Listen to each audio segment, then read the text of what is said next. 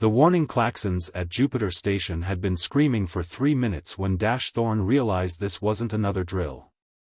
She wiped her grease-stained hands on her coveralls and peered through the observation dome at the approaching vessel. It moved unlike anything she'd seen in 15 years of deep space repairs, all smooth curves and impossible angles, its hull seeming to ripple like mercury in zero-G. Thorne. Station Director Patel's voice crackled through her comm, that ship's putting out enough radiation to cook half the station. Engineering says their containment field is failing. Already had her magnetic boots clicking across the deck plates toward her EVA locker. Copy that. Getting suited up now. She'd done hundreds of emergency repairs, but something about this felt different. The ship's design was completely foreign. No visible engine ports, no standard docking rings, not even the usual navigation lights. Wait for the military response team, Patel ordered. This could be first contact. With respect, Director, pulled on her reinforced repair suit, checking the seals with practiced efficiency. If that containment field goes, first contact's going to be our last contact. She grabbed her tool kit, not the standard issue one, but her personal set, passed down from her grandmother who'd worked the Mars colonies. Inside was everything from modern plasma welders to an ancient adjustable wrench that had never failed her. The foreign vessel was now close enough that could see the damage. What looked like weapon impacts scarred one side, and there was a strange shimmer around what she guessed was the engine section, probably the failing containment field. As she prepped her repair pod for launch, her sensors picked up life signs aboard. Whoever they were still alive. For now. Director, she said, cycling through the airlock, I'm looking at maybe 10 minutes before that field collapses. Military response time from Ganymede is 20 minutes minimum. Your call. There was a long pause filled only with static. Finally, don't make me regret this, Thorne. You've got 5 minutes to assess. Any sign of hostile intent, you pull back immediately. Copy that.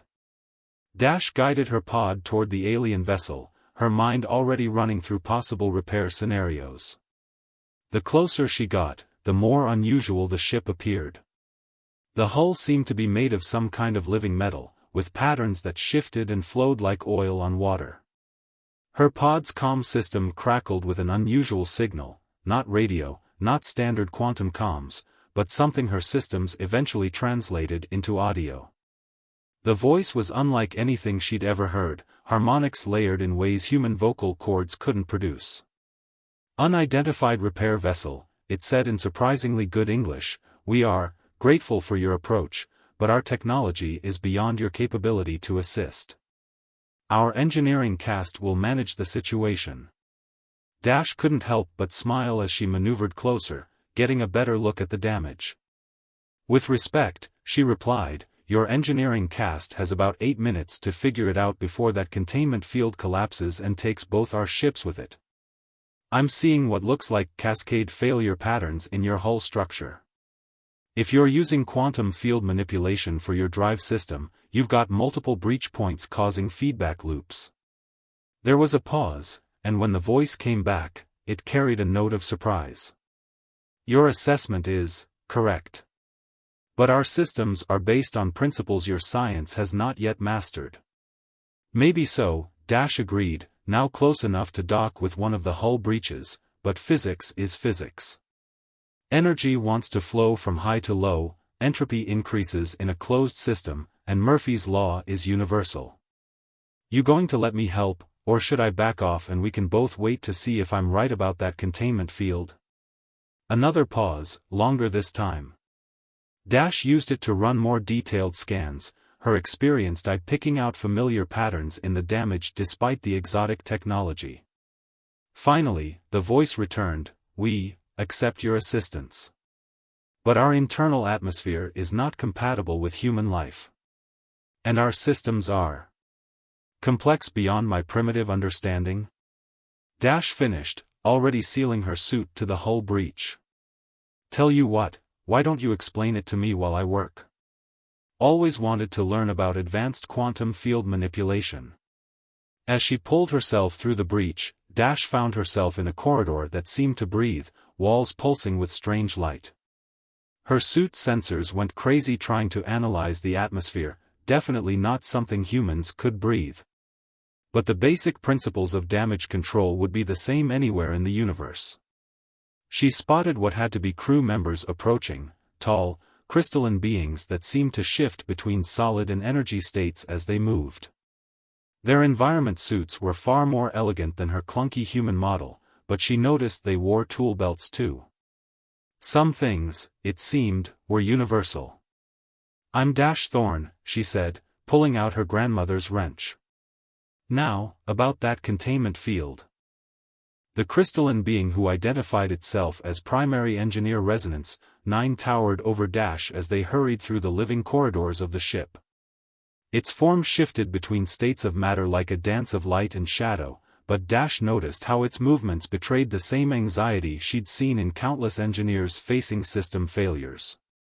"The quantum matrix is destabilizing at an exponential rate," Resonance 9 explained, its harmonics translated through Dash's comm system. "Our normal repair protocols require specialized tools that were damaged in the attack."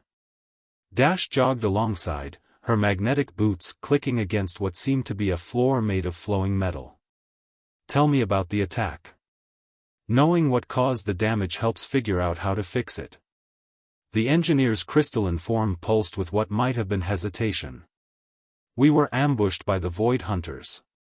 They possess technology nearly equal to ours, but lack any interest in peaceful contact with emerging civilizations like yours. Lucky for both of us, they underestimated primitive humans with primitive tools," Dash replied, trying to lighten the mood. They reached what had to be engineering, a vast chamber where streams of energy flowed through crystalline structures in patterns that made her eyes hurt. The containment field's instability was immediately obvious. Where the energy streams should have flowed smoothly, they stuttered and sparked, creating dangerous feedback loops. Dash's suit sensors were screaming warnings about radiation levels, but she'd worked in hot zones before. "Your quantum matrix," she said, studying the patterns, "it's not just containing energy, it's actively shaping spacetime, isn't it?" She pulled out her tablet, running calculations. "The attack damaged the geometric patterns that guide the fields. You can't repair it because your tools are calibrated to work with the original configuration." Resonance 9's form sparkled with surprise. "That is, correct. How did you?" 15 years fixing everything from fusion drives to coffee makers," Dash said, already pulling tools from her belt. "You learned to spot patterns. Your technology's way beyond ours, but you're still working with basic forces. Action, reaction. Cause, effect." She held up her grandmother's wrench. "Sometimes the simplest tools work best because they don't make assumptions about what they're fixing." The engineer's crystalline surface rippled with what might have been skepticism. "That tool appears to be designed for applying rotational force to primitive fastening systems." "Among other things," Dash agreed. "But right now, we're going to use it to adjust the physical alignment of those crystal matrices. A degree or two shift in the geometry should let the quantum fields re-establish their natural patterns." She looked up at Resonance 9. "Unless you've got a better idea that can be implemented in the next 4 minutes?" The engineer's form pulsed rapidly, their version of intense calculation, Dash guessed. Finally, it said, "Your proposal is unorthodox. But the theoretical principles are sound. I will assist." What followed was the strangest repair job of Dash's career. Working in perfect sync with Resonance 9, she used her primitive tools to make microscopic adjustments to the crystal matrices while the engineer used its innate abilities to sense and guide the quantum fields. It was like performing surgery with a sledgehammer while blindfolded, guided only by the instructions of someone who could see in 11 dimensions. 2 degrees clockwise, Resonance 9 would say, and Dash would make adjustments that would have given any human engineer a heart attack. But gradually, the energy streams began to stabilize. The dangerous feedback loops smoothed out. The radiation warnings on her suit dropped from immediately lethal to merely seriously concerning. As they worked, Dash found herself developing an unexpected rapport with the alien engineer. Despite their radical differences, they shared the same problem-solving mindset, the same drive to understand and fix things. When Resonance 9 made what had to be an engineer's joke about quantum uncertainty principles, Dash actually laughed. Final adjustment, Resonance 9 announced. 3.7 degrees counterclockwise, then brace for field reformation. Dash made the adjustment with the wrench that had fixed 3 generations of machines. For a moment, nothing happened. Then the energy streams flared brilliantly, realigning themselves into complex geometric patterns that hurt her eyes less now that she was starting to understand their purpose. The radiation warnings on her suit dropped to normal levels. The ship's living metal stopped its distressed pulsing. And Resonance 9's crystalline form settled into what Dash was learning to read as a relaxed state. Containment field stabilized, the engineer announced. You have exceeded all probability calculations, Engineer Thorne. Just Dash, she replied, stowing her tools. And speaking of calculations, we should probably figure out how to explain this to my station director and your command structure without causing any diplomatic incidents. Resonance 9's form sparkled in what Dash was pretty sure was amusement. Indeed. Though I suspect this incident may advance our species' relations more than any formal diplomatic exchange. Nothing brings people together like fixing things, Dash agreed. She held up her wrench. Even if you have to use primitive tools to do it. The moment of triumph was short-lived. A deep vibration ran through the ship's living metal, and the crystalline matrices they just repaired flared with angry red light. Dash's tablet erupted with new warning signals. That's not supposed to happen, she muttered, already pulling her diagnostic tools back out. Resonance 9, are you seeing this? The engineer's crystalline form had shifted to a sharp, angular configuration that Dash was learning to recognize as alarm. The quantum field reforms are propagating through the ship's neural pathways in unexpected patterns. The damage from the Void Hunter's weapons was more extensive than our initial scans indicated. Dash's fingers flew across her tablet, correlating readings. The weapon impacts created microfractures in your ship's crystalline structure. When we realigned the quantum fields, the energy started flowing through those damaged pathways. She looked up at the towering alien. Your ship's basically having a seizure. An apt analogy, Resonance 9 agreed, its form rippling with calculation patterns. But our standard repair protocols won't work fast enough, Dash finished. She was already moving toward one of the pulsing crystal columns, her mind racing through possible solutions.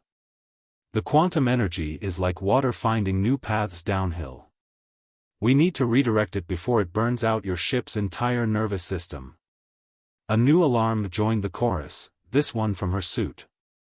Warning, radiation levels exceeding safe parameters, her suit's AI announced helpfully. Recommended exposure time, 30 seconds. Override safety protocols, Dash commanded, reaching for her tool belt.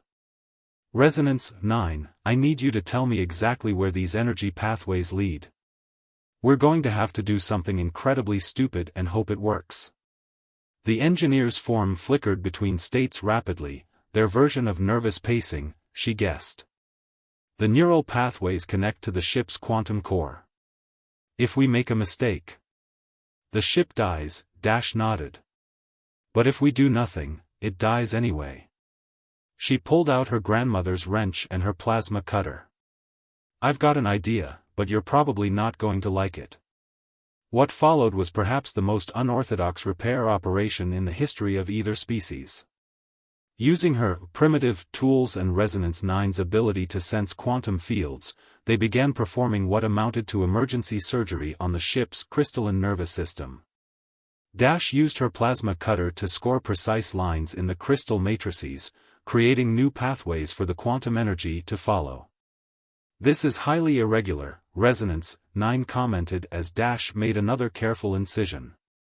"Our repair protocols specifically warn against physical modifications to the neural pathways." "Sometimes you have to work with what you've got," Dash replied through gritted teeth. The radiation was starting to make her feel nauseous, even through her suit's protection. "Like my old instructor used to say, there's the right way, the wrong way, and the way that keeps you alive." They worked their way through the ship's systems, redirecting the quantum energy flow away from damaged pathways and into Dash's improvised circuits. It was like rewiring a computer while it was running, if the computer was alive and the wires could alter the fabric of spacetime. "Quantum flow stabilizing in sections 3 through 7, Resonance 9 reported. But the core temperature is still rising. We have perhaps 5 minutes before." The ship lurched violently, throwing Dash against a crystal column. New alarms joined the already overwhelming chorus. "What was that?" she demanded, pulling herself upright. The Void Hunters, Resonance 9's harmonics carried clear alarm even through the translator. "They have returned to finish what they started." Dash looked at her tablet, then at the partially completed repairs, then at the weapon's damage.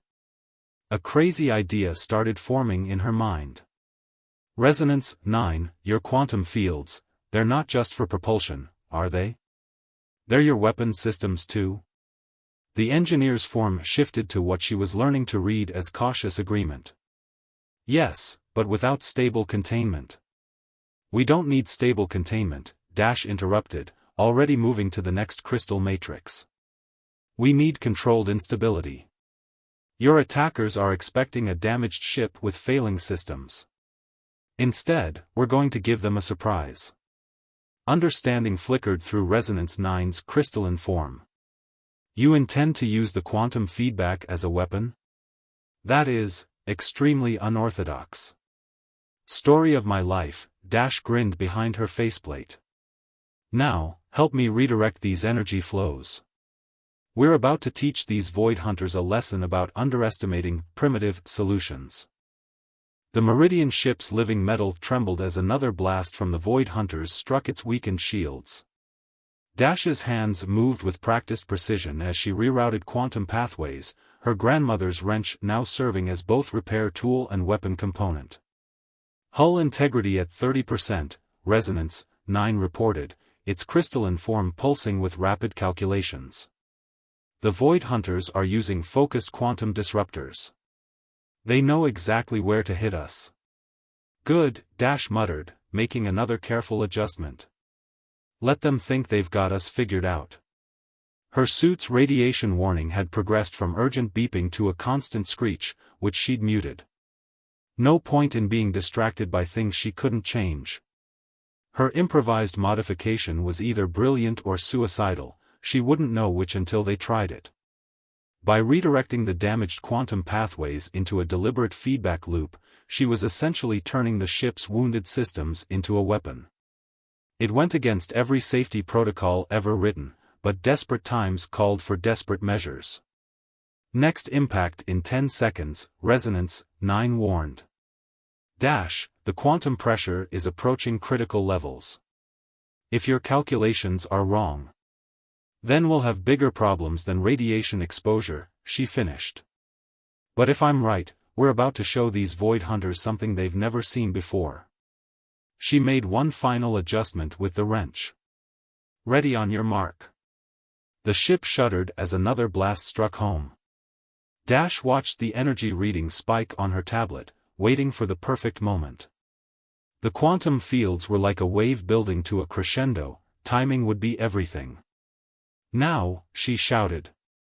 Resonance 9's crystalline form flared with brilliant light as it interfaced directly with the ship's systems. The quantum pathways Dash had rewired blazed with energy, creating a cascade effect through the modified circuits. The ship's living metal resonated at frequencies that made Dash's teeth hurt even through her suit. For a moment, nothing seemed to happen. Then space itself appeared to ripple around them. The quantum feedback loop Dash had created didn't just discharge energy, it momentarily warped the fabric of reality in a way that even the advanced Void Hunters hadn't anticipated. Their weapons, calibrated for conventional quantum shields, met a wall of distorted spacetime that reflected their own energy back at them. Through the observation panels, Dash watched as the Void Hunters' sleek black ships tumbled, caught in their own weaponry.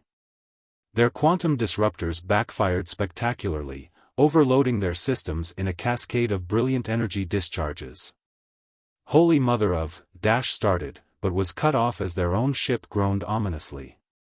Warning lights she hadn't even known existed began flashing. The quantum reflux is destabilizing our core containment, Resonance 9's harmonic voice carried clear alarm. We need to shut it down before. An explosion rocked the ship, throwing them both against the crystal matrices. Dash's tablet shattered, but her wrench remained firmly in her grip. Talk to me. What's happening? Resonance 9's form shifted rapidly between states, panic in any species' body language. The feedback loop is spreading through all systems. We have moments before total quantum collapse. Dash's mind raced.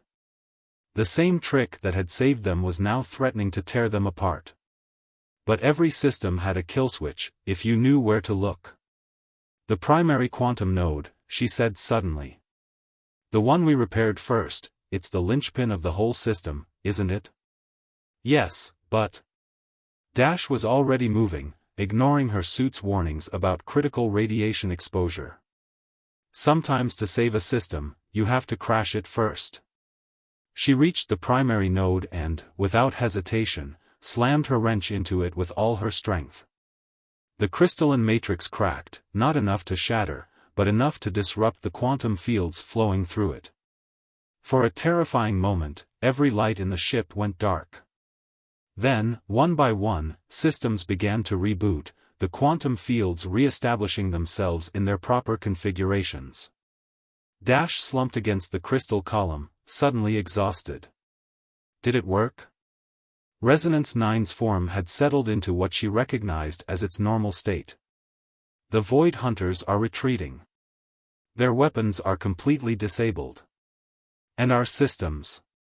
The engineer paused, as if hardly believing its own readings. Our systems are actually running at higher efficiency than before. Your emergency maintenance appears to have cleaned out several centuries of quantum resonance buildup. Not bad for primitive tools, huh? Dash managed a weak smile, then frowned as she noticed her radiation badge had turned an alarming shade of black. Though I think I might need to visit your medical bay, if you've got one that works on humans. The engineer's crystalline form shifted to what might have been concern. Our medical technology is far beyond. Yeah, beyond my primitive understanding, Dash waved it off, still gripping her wrench. But I bet if we put our heads together, we can figure something out. After all, she grinned despite the growing dizziness, that's worked pretty well so far.